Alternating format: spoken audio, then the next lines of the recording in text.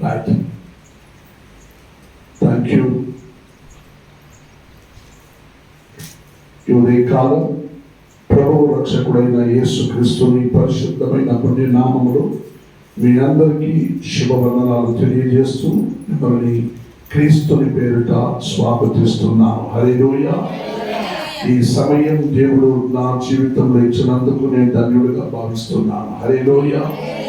ఈ దినముల్లో ఈ స్వార్థ ఈ వాగ్దానముతో నీకు ప్రకటించడానికి దేవుడు నాకు ఇచ్చిన గొప్ప సమయమును దేవునికి కృతజ్ఞత చెల్లిస్తున్నాను. హల్లెలూయా, హల్లెలూయా, హల్లెలూయా. God is good all the time. దేవుడు చాలా మంచివాడు ఎల్లప్పుడూ. హల్లెలూయా. విశేషమై ప్రియమైన దేవుజనులారా, దేవుని యందు మీరు సమృద్ధిగా దేవుని కలిగి మీరు ఆశీర్వాదంగా ఉన్నారా అని మీరు పరీక్షించుకోవాలి. హల్లెలూయా. ప్రతి సంఘములలో క్రైస్తవ సహవాసంలో ఉన్న విశ్వాసులకు నెలకు మొదటి నెల అయితే ఆశీర్వాద వాగ్దానము. హల్లెలూయా. ఆ దేవుడు అబ్రహామును చెప్పాడు, నేను నిన్ను ఆశీర్వదించేదను అని. హల్లెలూయా. అట్లే దేవుడు నన్ను కూడా ఆశీర్వదిస్తాడు అని ఒక నమ్మకం. హల్లెలూయా. ఇది చివరి దినమానంలో దేవుని రాకడ సమయం ఎదురు చూస్తూ మనం ఆయన సన్నిధిలో ప్రతినిత్యము భయపడి దేవ భయముతో కూర్చున్నాం. హల్లెలూయా.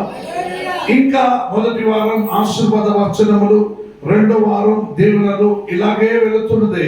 అయినా ఏమండి, ఖాళీ డబ్బా ఉంటుంది కదా, చిన్న డబ్బా, దాంట్లో ఒక రాళ్ళేసి బడబడ బడబడ ఏమొస్తుంది? అది ఎలా వస్తుంది? డమ్మ డమ్మ డమ్మ డమ్మ డమ్మ డమ్మ వస్తుంది శబ్దం. ఏమంటే అర్థమవుతుందా? ఆ ఖాళీ రాళ్ళు డబ్బాలో రాళ్ళేసి ఊరుగా బడబడ శబ్దం వస్తుంది. క్రైస్తవ జీవితంలో ఏమేసి దగ్గర శబ్దం లేకుండా ఉంది. హల్లెలూయా. కొంచెం జాగ్రత్త పడండి. దేవుని వాక్యం చాలా గొప్పది. హల్లెలూయా.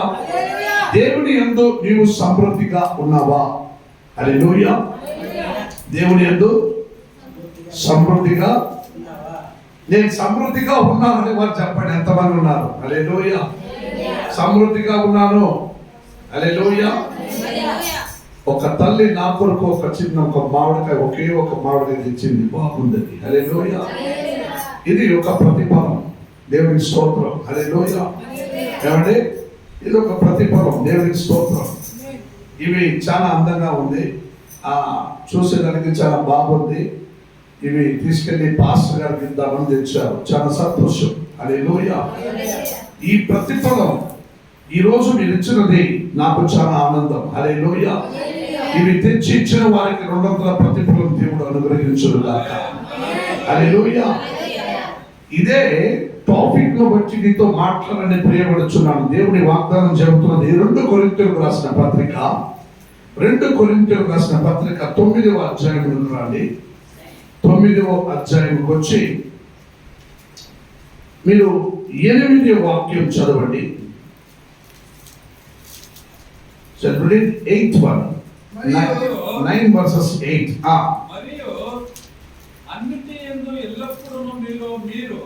మరియు అన్నిటి యందు ఎల్లప్పుడూ ఎల్లప్పుడూ మీలో మీరు సర్వ సమృద్ధి గలవారై ఉత్తమమైన ప్రతి కార్యమును చేయుటకు దేవుడు మీ ఎడల సమస్త విధములైన కృపను విస్తరింప చేయగలడు.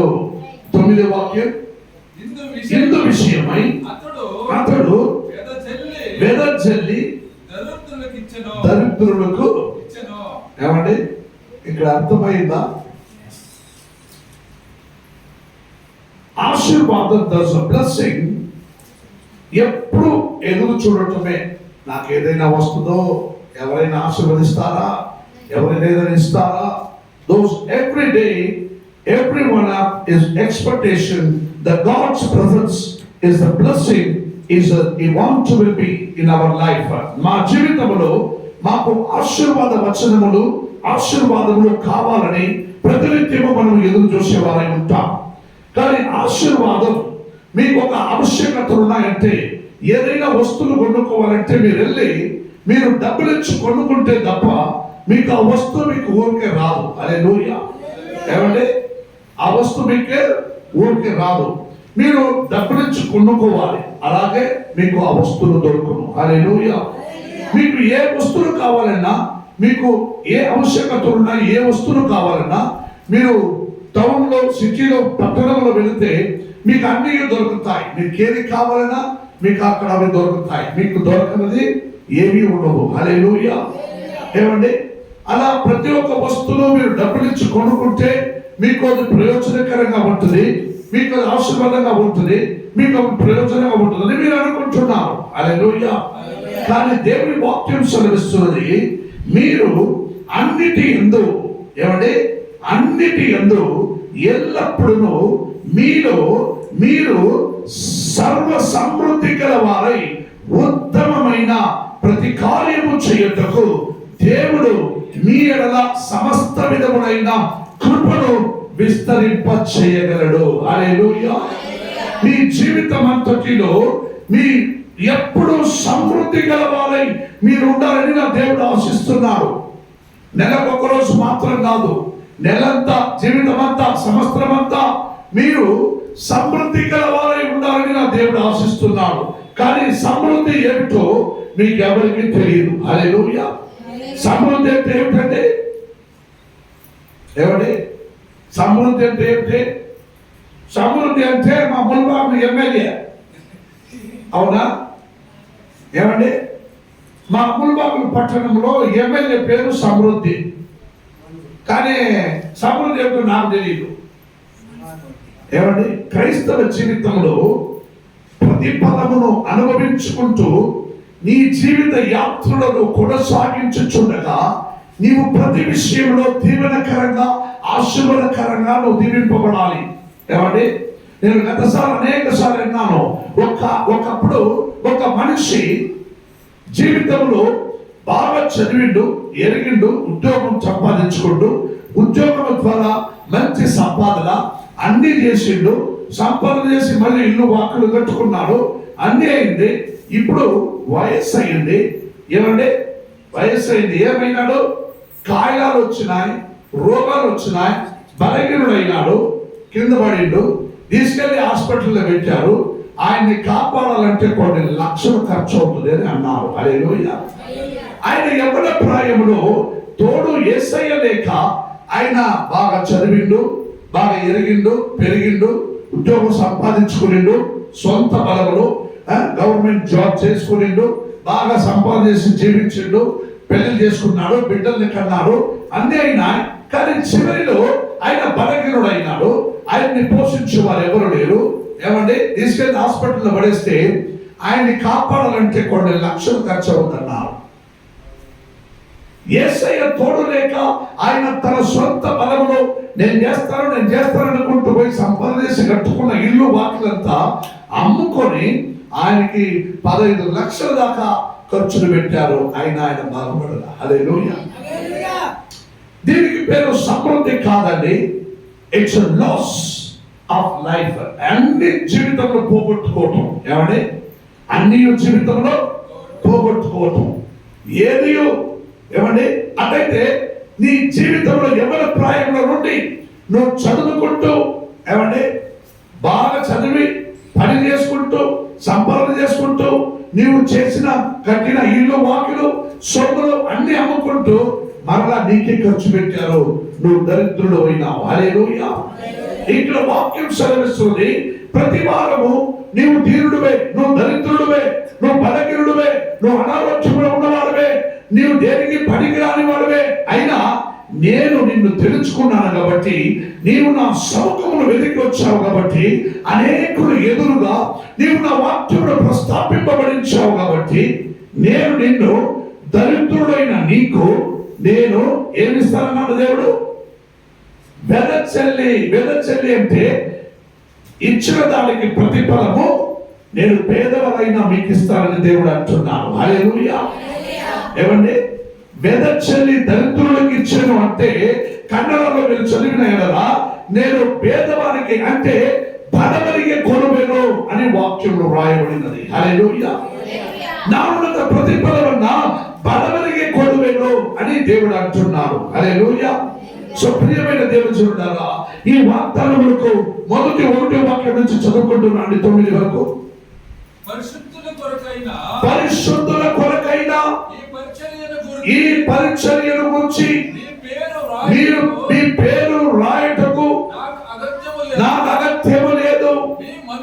మీ మనస్సు సిద్ధమై ఉన్నదని నేను ఎరుగుదును. అందువలన సమస్త్రము నుండి ఆకయ సిద్ధపడి ఉన్నదని చెప్పి నేను మిమ్మల్ని గురించి మసదోనియా వారి ఎదుట అతిశయపడుచున్నాను. మీ ఆసక్తిని చూసి అనేకులు ప్రేరేపింపబడి అయితే మిమ్మల్ని గూర్చిన మా అతిశయము ఈ విషయములో వ్యర్థము కాకుండానట్లు నేను చెప్పిన ప్రకారము మీరు సిద్ధముగా ఉండుటకై ఈ సహోదరులను నేను పంపితిని. హల్లెలూయా. మీరు సిద్ధముగా ఉండాలని ఇహలోక యాత్రలో క్రైస్తవ పరులుగా దీవింపబడినట్లుగా, సమాధానంగా దీవింపబడినట్లుగా, సంతోషంగా దీవించబడినట్లుగా, సమృద్ధిగా దీవించబడినట్లుగా ప్రతినిత్యము నిన్ను ఆశీర్వదించడానికి ఇగో ఈ మనుషులను అంటే మీ కొరకు ఒక దైవ సేవకుడు నేను పంపింపబడి ఉన్నది. హల్లెలూయా. మీ కొరకు ఈ మనుషుల్ని పంపించినాను అంటే మీ కొరకు ఈ ప్రాచ్యంలో ఇటువంటి దైవ సేవకుడిని నేను పంపించి ఉన్నాను. హల్లెలూయా. మీ కొరకు నేను పంపించి ఉన్నాను అంటే పైకి చదవండి.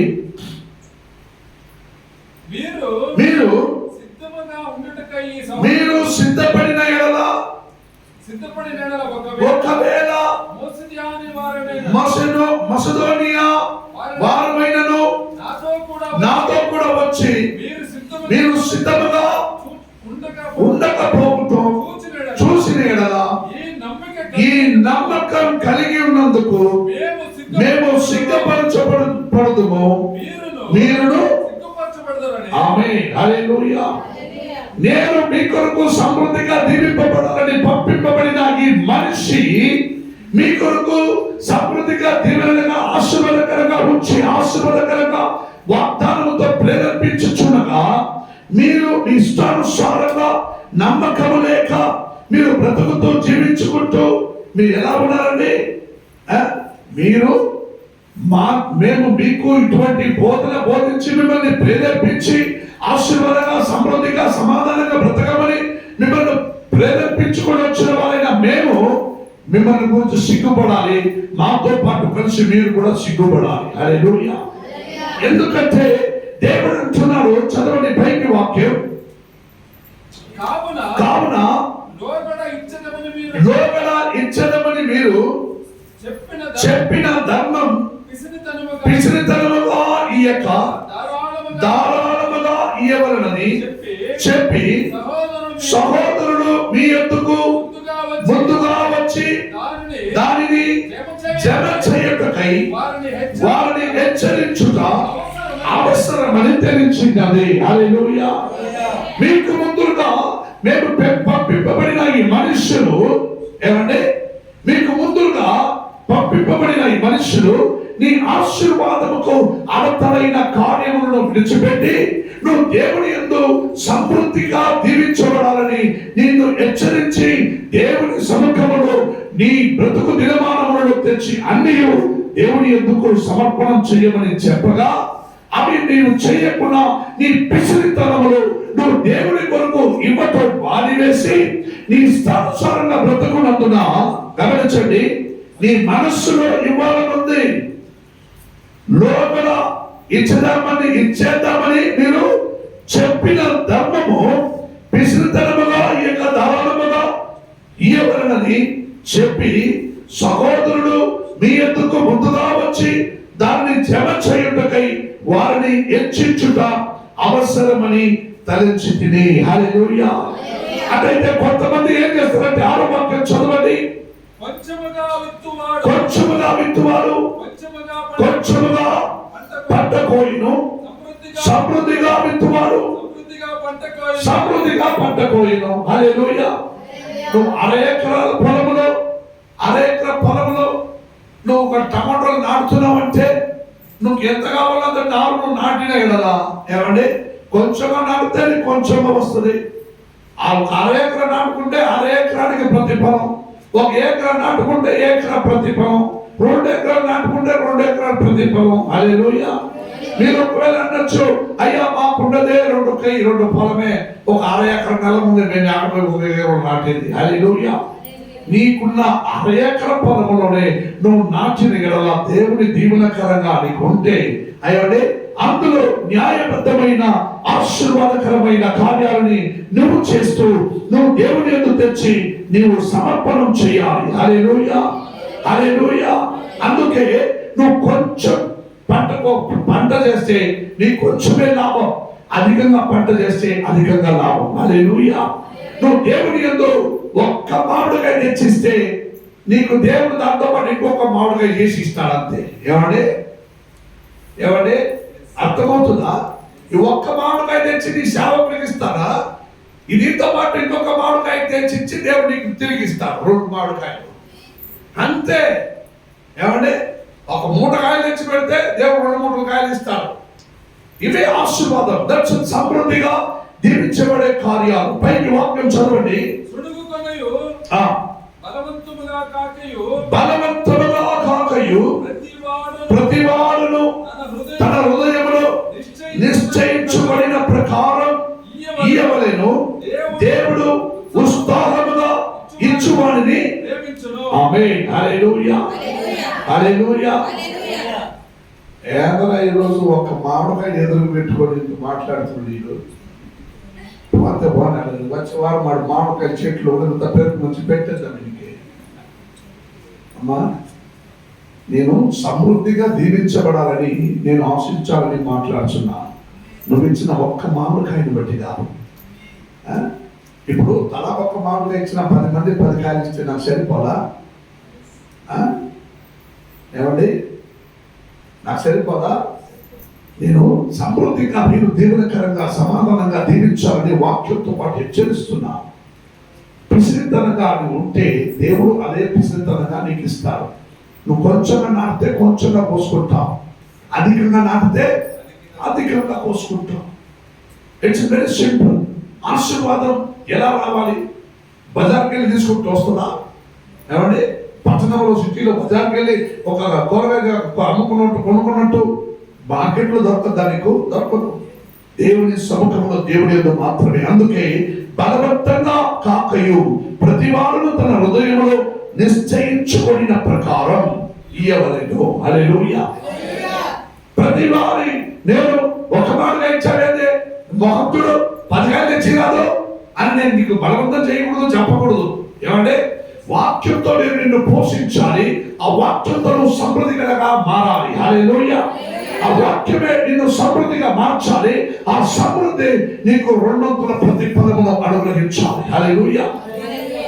ఆశీర్వాదం లేదు అని నేను ఉన్న దాంట్లోనే బ్రతుకుతున్నాను, అదే పురాణంలో అదే ఇంట్లో ఉన్నాను, అదే భోజనం చేసుకుంటూ అక్కడే పడి ఉన్నాను, నాకు జీవితంలో ఒక మార్పు లేదు, ఒక ఆశీర్వాదం లేదు, ఒక దీవెన లేదు, ఒక సమాధానం లేదు, ఒక శాంతి లేదు.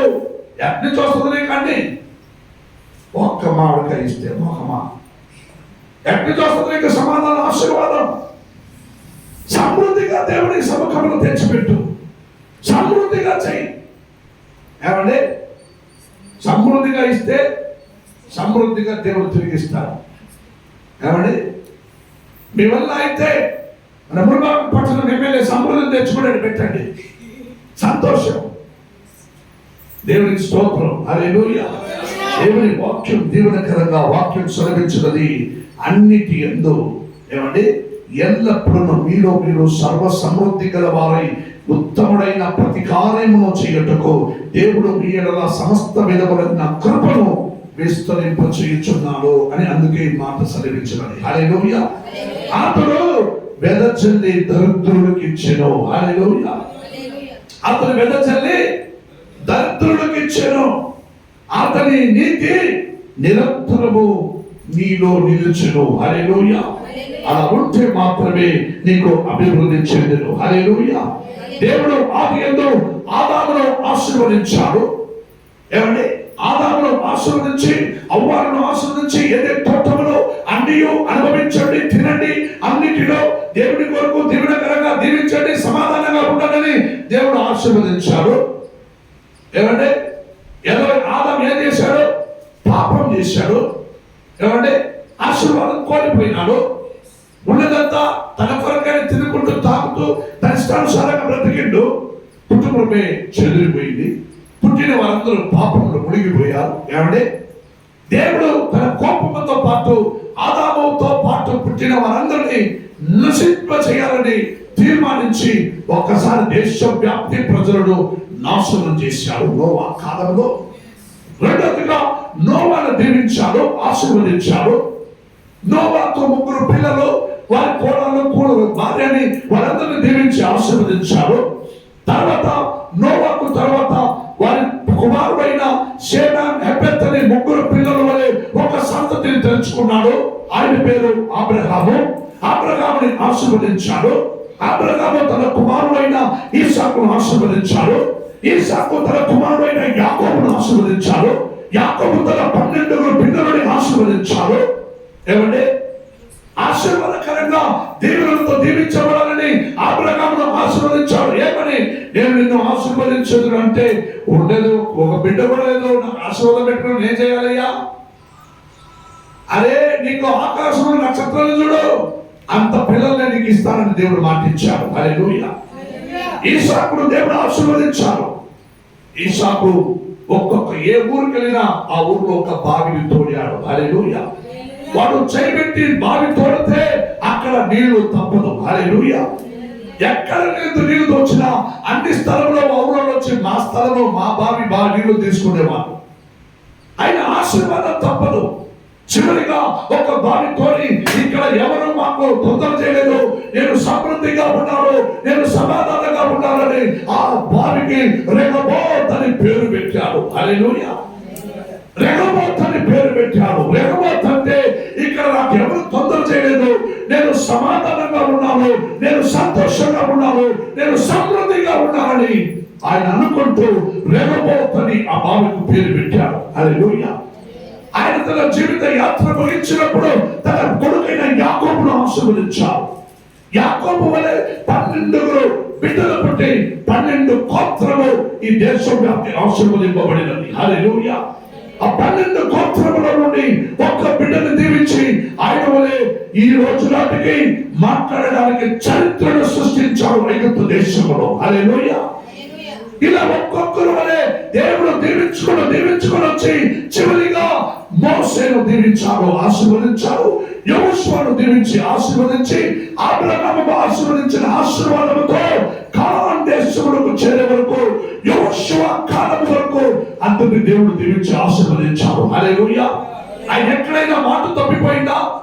ఎక్కడ మాట తప్పునా? చెప్పిన ప్రకారం వారి సంతతిని దేవుడు ఆశీర్వదించాడు. హల్లెలూయా. చివరిగా దావీదు కాలంలో దేవుడు దావీదుని దీవించి ఆశీర్వదించాడు. దావీదుకు తర్వాత తన వంశంలోనే ఒక కుమారుడైన క్రీస్తుని ప్రకటించి ఆయన వలె శాశ్వతమైన ఆశీర్వాదము నీకు ఈ లోకములో శాశ్వతంగా పెట్టాడు. హల్లెలూయా. ఆ క్రీస్తు వలె ఈ వాగ్దానముతో శాశ్వతమైన సమృద్ధి సమాధానము నీ జీవిత యాత్రలో నీవు అనుభవించాలని క్రీస్తు ప్రకటించి నీ కొరకు సిద్ధపరచున్నాడు. హల్లెలూయా. హల్లెలూయా. అందుకే వాక్యం సెలవిస్తున్నది, చదవండి, గమనించండి. ఒక వాక్యం ఫాస్ట్ గా ఆదికాండం 9:7 మీరు ఇంట్లో పోయి చదవండి. 103 కీర్తన గ్రంథం 103లో మొదటి వాక్యం చదవండి. 103లో భక్తుడైన దావీదు అంటున్నాడు, నా ప్రాణమా యెహోవాను స్తుతించుము, నా అంతరంగమా, చెప్పండి, నా అంతరంగమా సమస్తము ఆయన స్తుతించును. ఎంత గొప్ప మాట అంటున్నాడు. ఆశీర్వదింపబడిన దావీదు నా ప్రాణమా యెహోవాను స్తుతించు, నా అంతరంగమా దేవుని స్తుతించుమని అంటున్నాడు. హల్లెలూయా. ఆయన తనలో మాట్లాడుకోవచ్చు ఈ మాట అంటున్నాడు, నా ప్రాణమా ఎందుకంటే నా ప్రాణానికి ప్రాణం నా దేవుడు, నా ప్రాణానికి కావలసిన సమృద్ధి, ఆశీర్వాదము, దీవెన, సమాధానము నా దేవుడు నా రాజ్యంలో ఇచ్చాడు. అందుకే నా ప్రాణమా నా దేవుని స్తుతించుమని ఆయన అంటున్నాడు. హల్లెలూయా, హల్లెలూయా. లూకా సువార్త 12వ అధ్యాయంలోకి వస్తే 13వ వాక్యం ఒక చదవండి. అక్కడ ఒక యజమానుడు ఏమండి, ఒక మనిషి ఏమంటున్నాడు అంటే, ఆశీర్వాదము, బలము, సమృద్ధి ఇవంతా దేవుడిది కాదు, నాదే అంటున్నాడు. హల్లెలూయా. సంపదన నాదే, పొలం నాదే, ఇల్లు నాదే, ఏమంటే బండి నాదే, సొమ్ము నాదే, కష్టం నాదే, పంట నాదే, అన్ని నాదే అంటున్నాడు ఒక యజమానుడు. చదవండి 12వ అధ్యాయంలో 13వ వాక్యం. ఆ జన సమూహములో ఒక్కడు బోధకుడా పిత్రార్జితములో నాకు వారి పెంచి పెట్టవలెనని నా సహోదరునితో చెప్పుమని ఆయన అడగగా ఆయన, ఓయా మీ మీద తీర్పరిని గానైనను. అయ్యా 12వ అధ్యాయం, సారీ 18, ఇట్స్ రీడ్ ది 18. నా కొట్టు విప్పిన గమనించండి, ఇక్కడ ఒక యజమానుడు అంటున్నాడు, జనసమూహం మధ్యలో ఉన్న ఒక యజమానుడు, ఒక ఐశ్వర్యవంతుడు, ఒక మనిషి చెప్పే మాట గమనించండి. నా కొట్లు వాటికంటే గొప్ప వాటిని కట్టించి అందులో నా ధాన్యము వంటిది. అందులో గమనించండి, నా కొట్లు, నా ధాన్యము. అమ్మా ఇక్కడ గమనించండి, తల కింద ఉంచకండి.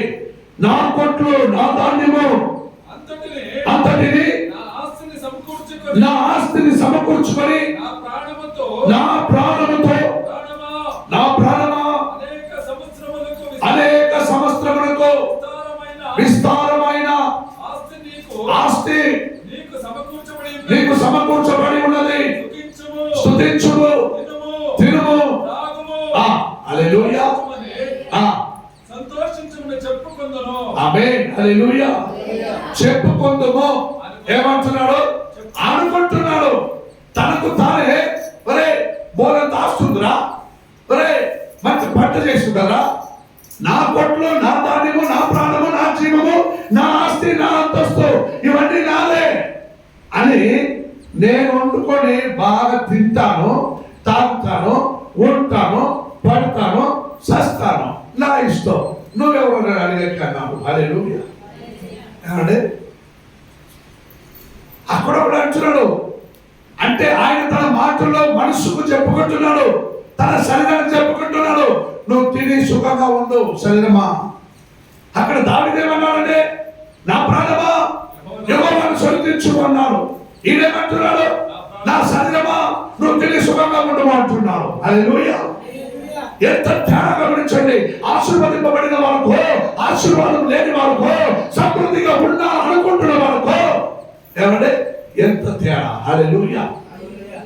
నా కొట్లు, నా ధాన్యం, నా ప్రాణము అంటున్నాడే. నీ కొట్లు ఎక్కడి నుంచి వచ్చాయి? ఆకాశ భూమి నా దేవుడిదైతే నీకు సపరేట్ గా 10 ఎకరాల కోట్ల పొలము ఎక్కడి నుంచి వచ్చాయి? అది నా దేవుడిది కదా. నువ్వున్నంత వరకు నువ్వు పెట్టుకున్నావు. యాకోబు 12 గోత్రములకు ఈ దేశమును పంచిపెట్టాడు, ఈ దేశమును స్వతంత్రించుకోమన్నారని చెప్పి వాక్యం చదువుతుంది. నీ కొట్లు యాడ్ నుంచి వచ్చింది రా నీకు. నీ ధనసధాన్యం పంట ఎక్కడి నుంచి వచ్చింది? నీకు బలం ఎవరిచ్చారు? నీళ్ళు ఎవరిచ్చారు? భూమిలో పంట రావాలని భూమిని దీవించిన వాడు ఎవరు? ఆశీర్వదించిన వాడు ఎవరు? నా కొట్లు, నా ప్రాణం, నా ధ్యానం అంటున్నావా? నువ్వు తిని సుఖంగా ఉండమని నా శరీరాన్ని నేను చెప్పుకుంటాను అంటున్నావే. అక్కడ ఆశీర్వదింప మనిషి అంటున్నాడు, నా ప్రాణమా యెహోవాను స్తుతించుము. గమనించండి, కింద మరొక వాక్యం గమనించండి. యెరెమీయా గ్రంథమందు 51వ అధ్యాయం 13వ వాక్యం చదవండి. ఇవి బాబిలోనులో అన్ని పెట్టుకున్న వారికి, నా కొట్లు, నా ధాన్యం, నా దవసం అని చెప్పిన వారికి దేవుడు బాబిలోను సంస్థానములకు ఒక నాశనమును పెట్టాడు. 51వ అధ్యాయం రాండి. యెరెమీయా 51వ అధ్యాయం 13వ వాక్యం ఒక వాక్యం చదవండి. 51:13. 51:13.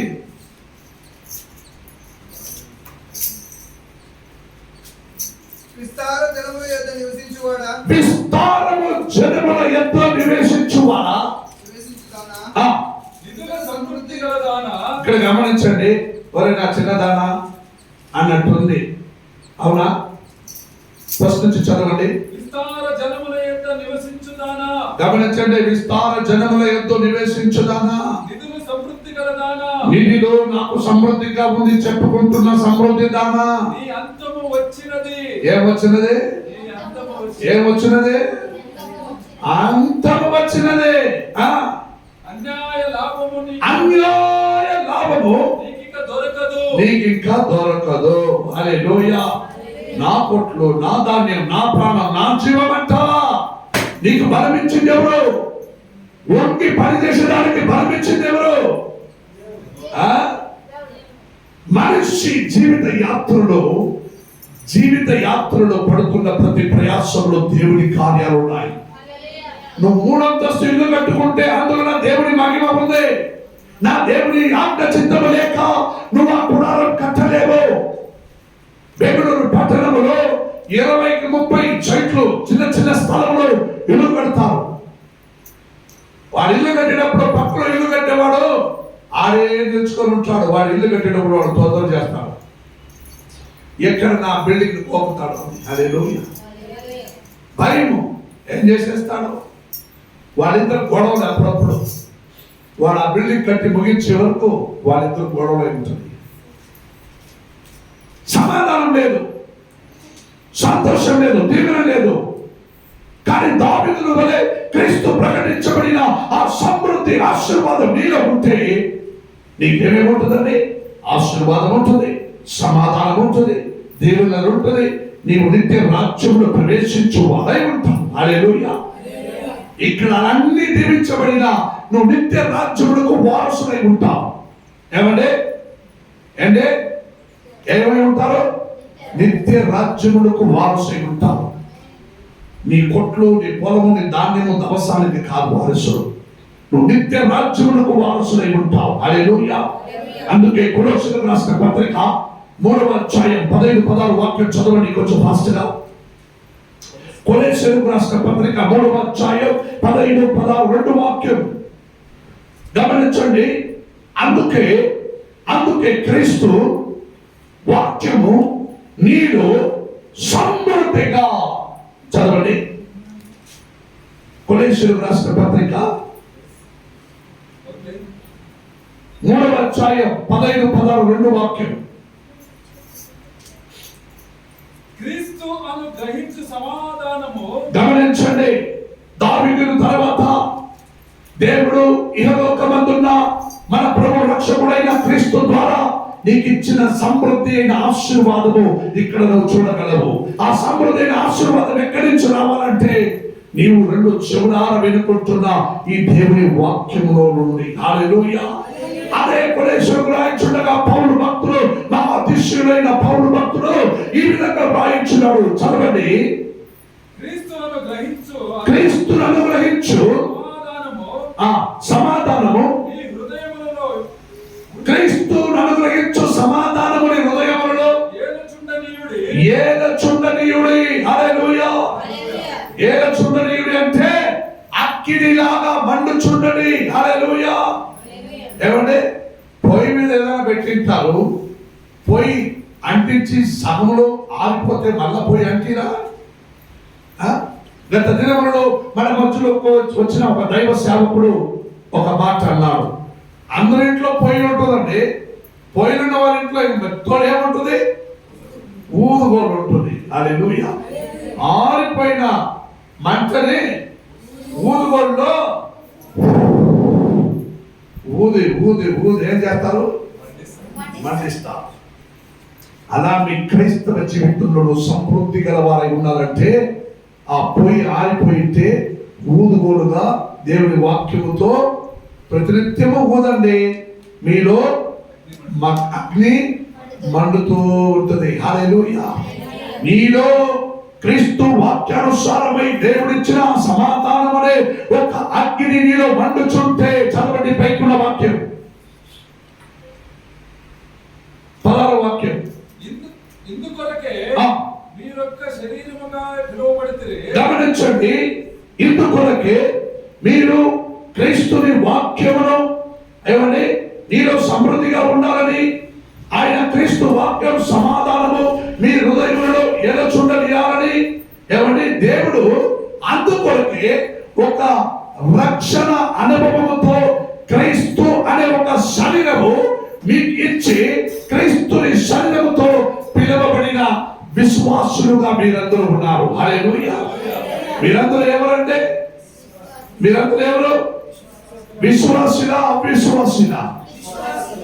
అబ్బా, ఒక్క మామిడిగా ఇచ్చినాడు అంటున్నాడు, నేను విశ్వాసి అని. హల్లెలూయా. ఏమంటే దేవుని వాక్యం చెబుతున్నది, నీవు సమృద్ధిగా ఆశీర్వాదకరంగా దీవించబడాలంటే దేవుని వాక్యమును శ్రద్ధగా విను. ఫిలిప్పీయులకు రాసిన 4వ అధ్యాయం 19వ వాక్యం భక్తుడైన ఫిలిప్పుకు రాయిచుండగా ఏమని రాశాడు చదవండి. 4:19. క్రీస్తు తన మహిమైశ్వర్యము చొప్పున దేవుడు నీ కొరకు ఏ లోకమున అనుగ్రహించబడిన మహాతిశయుడైన క్రీస్తు, మహాపురుషుడైన క్రీస్తు ఇగో తన మహిమైశ్వర్యము చొప్పున నీ ప్రతి అవసరతలను తీర్చెను. హల్లెలూయా. ఏమండి చదవండి వాక్యం. దేవుడు తన ఐశ్వర్యము చొప్పున, కాగా దేవుడు తన ఐశ్వర్యము చొప్పున క్రీస్తు యేసునందు మహిమలో నీ ప్రతి అవసరతలను తీర్చును. హల్లెలూయా. హల్లెలూయా. భక్తులుగా ఈ విధంగా వ్రాయబడినది మీరు గమనించారు. క్రీస్తు ద్వారా తన మహిమైశ్వర్యము చొప్పున తన ప్రభావము ద్వారా నీ ప్రతి అవసరతలను తీర్చును అని వాక్యంలో వ్రాయబడి ఉన్నది. హల్లెలూయా. ఎందుకంటే నీ కార్య సాధకముగా మారాలి. శక్తి నీది కాదు, నా దేవుడిచ్చిన శక్తి. ఎఫెసీయులకు రాసిన పత్రిక 3వ అధ్యాయం 20-21 వాక్యం చదవండి. ఎఫెసీయులకు రాసిన పత్రిక తొందరగా 3వ అధ్యాయం 20-21. ఆయన ఎంతటి సత్యం ఉన్నది, ఉన్నట్టుగానే ఆయన ఎందు ఉపదేశించబడిన వారైనలా మీరు నాకు క్రీస్తును నేర్చుకున్న వారు కారు. కావున మునుపటి ప్రవర్తన విషయంలోనైతే 20-21 ఎఫెసీయులకు రాసిన పత్రిక 3వ అధ్యాయం 20-21. మనలో కార్యసాధకమైన తన శక్తి చొప్పున మనము అడుగు వాటన్నిటికంటే ఊహించు వాటన్నిటికంటే అత్యధికముగా చేయు శక్తి గల దేవుడు క్రీస్తు యేసు మూలముగా సంఘములో ఉన్న ప్రతి ఒక్కరికి తరతరములు సదాకాలము మహిమ. ఆమేన్. హల్లెలూయా. ఎంత అందమైన మాటల్లో ఇక్కడ దేవుడు రాశాడు గమనించండి. కార్య సాధకమైన తన శక్తి చొప్పున దేవుడు మన సంఘములో తరతరములుగా ఉన్న ప్రజలైన మనలో తన మహిమ అనే కార్యమును నీకు అనుగ్రహించడానికి సిద్ధమై ఉన్నాడు. హల్లెలూయా. ఇటువంటి ఆశీర్వాదకరమైన వచనములను వినడానికన్నా కీర్తన గ్రంథం 112వ అధ్యాయం 9వ వాక్యం చదవండి. దేవుని యందు భయభక్తి కలిగిన వారు దాతృత్వము కలిగి పేదవారికి ఇచ్చెను. హల్లెలూయా. దేవుడు తన వాళ్ళనే పేదవాళ్ళైన మనకి అన్ని సమృద్ధిగా ఉండాలని ఇచ్చెను. హల్లెలూయా. అందుకే నీవు క్రీస్తు వాక్యములో సమృద్ధిగా ఉండమని దేవుడు మాట్లాడుచున్నాడు. నీవు అంతరాత్మలో పరిశుద్ధాత్మ నీలో సమృద్ధిగా ఉండాలని దేవుడు మాట్లాడుచున్నాడు. నీలో జీవిత కాలంలో ఉద్యోగం వ్యాపారం అన్నిటిలో కుటుంబంలో నీవు సమాధానంగా ఉండాలని దేవుడు నిన్ను పిలుచుచున్నాడు. హల్లెలూయా. ఎందుకంటే 33:6 చెప్పబడుతుంది, ఆరోగ్యము, స్వస్థత, సత్యము, సమాధానము సమృద్ధిగా బయలుపరచెను అని అని యెరెమీయా గ్రంథం 33వ అధ్యాయం 6వ వాక్యంలో వ్రాయబడినది. హల్లెలూయా. 33:6 ఒక వాక్యం చదవండి చివరిగా. యెరెమీయా 33:6. నేను దానికి ఆరోగ్యమును స్వస్థతను మరలా రప్పించుచున్నాను, వారిని స్వస్థపరచుచున్నాను, వారికి సత్యము సమాధానమును సమృద్ధిగా బయలుపరచెదను. హల్లెలూయా, హల్లెలూయా. నువ్వు క్రీస్తు యేసునందు నీవు సమృద్ధి గల వారి జీవించేవాడు అయితే దేవుడు పాత నిబంధనల నుండి కొత్త నిబంధనల వరకు, ఆదాము నుండి రెండవ ఆదామైన క్రీస్తు వరకు సర్వ సమృద్ధిని నీకు ఇచ్చడానికి నా దేవుడు సిద్ధమై ఉన్నాడు. హల్లెలూయా, హల్లెలూయా. యవ్వనస్తులారా, వయసు అయిన వాళ్ళారా, ఏమండి ముసలోడా, ఏమండి ఏమంటారు, ముసలోడని ఏమంటారండి? ముసలిదానా, ముసలోడా అంటే మీ కోపం. ఎవరన్నా ముసలిదానా, ఎవరన్నా ముసలుడు. నా చిన్నదానా నీకు అంత్యం వచ్చింది అని వాక్యం చెప్తే నేనేం చెప్పానా? ఏమండి అంతా నాది, నా కొట్లు నా దాని, నా పొలం నా జమీను, నా ఇల్లు నా దాంట్లో, ఏమండి అంతా నాదే. ఓహో దేవుడు ఇచ్చాడు, దేవుడు ఇస్తాడా? నీకు బలం ఇచ్చినాడు దేవుడు, పొలం ఇచ్చినాడు, పంటలు చేసుకున్నావు, అన్ని చేసుకున్నావు, అన్ని నా దేవుడిదే. నువ్వు నీ దగ్గర ఏముందో అన్ని నా దేవుడిదే. కానీ ఇవ్వటకు నీ హృదయంలో తీర్మానించినాక ధారాళముగా ఇవ్వము. హల్లెలూయా. ధారాళముగా సమృద్ధి పొందము. హల్లెలూయా. ఇదే ఒక సంఘములో ఉన్న సత్యము, రహస్యము. హల్లెలూయా. సంఘములలో ఒక సత్యము, రహస్యం అంటే నీవు దేవునికి ఏదైనా ఇవ్వాలి. ఒక సహోదరి నాతో అన్నారు, నేను చర్చికి ఏమైనా ఇవ్వాలనుకున్నానయ్యా, నా వల్ల కాలేదు. ఒక ఆయన అన్నాడు, నేను ఏదైనా చేయాలనుకున్నాను నాకు, కానీ ఇప్పటిదాకా నాకు కుదరలేదు, కాలేదు. నీ మనసు ఇవ్వాలనుకున్నప్పుడు నువ్వు బాధపడి ప్రభునందుకు తెచ్చిపెట్టు. హల్లెలూయా. ఒకప్పుడు నేను ఒక చిన్న ఒక చర్చ్ కట్టడానికి మీరు ఎంత మేము ఇవ్వగలరో నాకు రాసి దీంట్లో ఇచ్చేయండి అన్నారు. తర్వాత మీరు ఇంటికి పోయి ఈ నంబర్లో మీరు వాట్సాప్లోనో గూగుల్లోనో అకౌంట్లోనో పే చేయొచ్చు. కానీ ఇప్పుడు తీర్మానించుకొని ఈ ఆలయం కట్టడానికి మీరు ఎంత ఇవ్వగలరు అని అంటే, నేను చెప్పేటప్పుడు అంటే ఒక 15-20 సంవత్సరాల ముందు ఏమండి ఒక 500 రూపాయలు ఇస్తానని చెప్పి నేను రాసి ఇచ్చేసి వచ్చిన. హల్లెలూయా. అయినా నేను పంపిలా, నేను మర్చిపోయినాను, ప్రమాణం చేసిన. కానీ ఒకరోజు గుర్తొచ్చింది. హల్లెలూయా. ఆలయం కడుతున్నారు అని నాకు తెలియగా, ఎంత గొప్ప ఆలయం కడుతున్నారు, 500 రూపాయలు ఇస్తానన్నాను, నేను ఇవ్వలేకపోయాను. ఏమండి వెంటనే వాళ్ళు ఇచ్చిన ఆ అడ్వర్టైజ్మెంట్లో నుండి ఆ స్కాన్ తీసుకుంటూ నేను వెంటనే స్కాన్ చేసి ఆ డబ్బులు పంపించేసిన. నేను పంపించింది వాళ్ళకి ఎవరికి తెలుసో తెలీదో నాకు తెలియదు. ఏమండి కానీ నా దేవునికి తెలుసు. నిర్ణయం చేసినప్పుడే ఏమండి ధారాళముగా ప్రభునందుకు చేయండి, అప్పుడు ధారాళముగా పొందుకుంటారు. దేవుడు అన్నాడంటే అని వచ్చే వారం ఒక పెద్ద మూటలో మామిడికాయ మోసుకొని వచ్చి పెట్టకండి. హల్లెలూయా. మాకు ఎంత కావాలంటే పెట్టండి, అధికంగా పెట్టి ఒకటి అంతా వేయిందా పెట్టుకో తినో ఎంత కావాలన్నా అని చెప్పకండి. నేను ప్రతిఫలము సమృద్ధి గురించి మాట్లాడుతున్నాను, మామిడికాయ గురించి కాదు. హల్లెలూయా. దేవుడు మిమ్మల్ని దీవించును గాక, సమృద్ధిగా దీవించును గాక, సమాధానంగా దీవించును గాక, నిత్య రాజ్యములో దీవించును గాక. దేవుని ఆత్మ పొందిన వారికి దేవుని రాజ్యం సదా దీవించబడినట్లుగా ప్రార్థించుకుందాం. అందరూ కళ్ళు మూసుకుందాం, మనం ప్రార్థించుకుందాం. Oh, we thank you, Lord.